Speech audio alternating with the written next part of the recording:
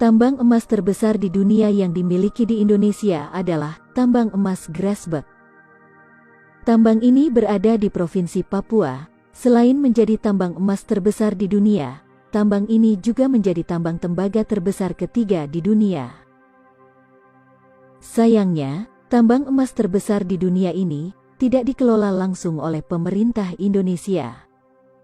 Hak pengelolaan area tambang Grasberg ini dimiliki oleh Freeport-McMoRan Copper and Gold dengan anak perusahaannya, PT Freeport Indonesia, yang menjadi pengelola langsung dari tambang emas ini.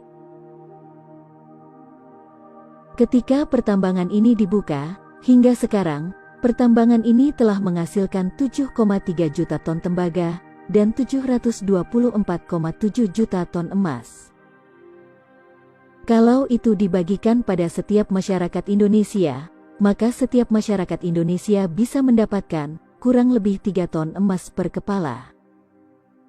Bisa dibayangkan jika itu terjadi, semua penduduk Indonesia akan hidup dengan bergelimang harta.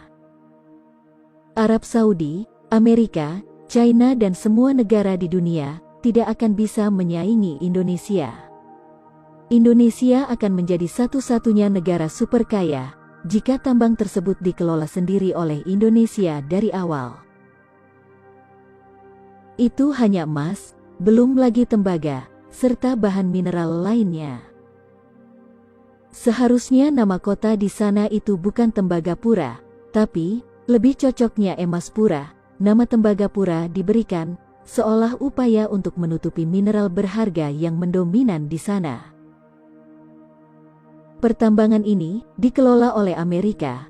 Dengan kesepakatan awal mula pengelolaan tambang ini, presentasenya adalah 1% untuk negara pemilik tanah dan 99% untuk Amerika sebagai negara yang memiliki teknologi yang melakukan pertambangan di sana.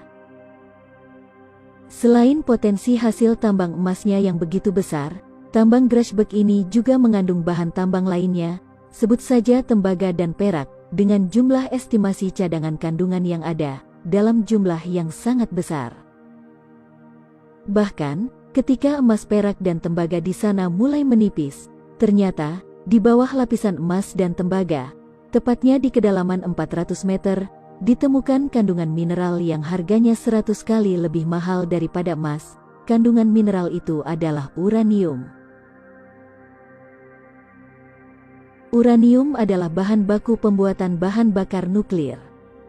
Belum jelas jumlah kandungan uranium yang ditemukan di sana, tapi kabar terakhir yang beredar, menurut para ahli, kandungan uranium di sana cukup untuk membuat pembangkit listrik nuklir dengan tenaga yang dapat menerangi seluruh bumi, hanya dengan kandungan uranium di sana. Seperti yang pernah dikatakan oleh pengamat pertambangan, pada tahun 2005, Freeport sebetulnya sudah mengakui bahwa mereka menemukan uranium, meski katanya tidak signifikan. Kecurigaan ini diperkuat lagi dengan proses smelting biji tambang sebagian dibawa ke luar negeri. Jadi bisa saja ada kandungan uraniumnya.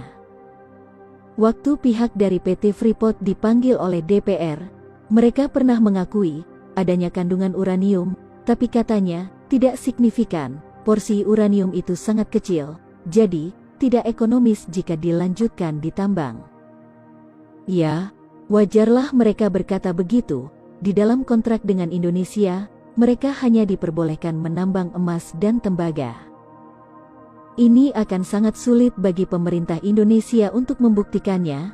Perusahaan Freeport itu tidak terbuka dan tidak bisa diaudit di Indonesia, namun terbuka di luar negeri. Namun, jika pemerintah bisa membuktikan bahwa Freeport juga menambang uranium, maka pemerintah berhak memanggil dan mengauditnya, karena mereka beroperasi di Indonesia.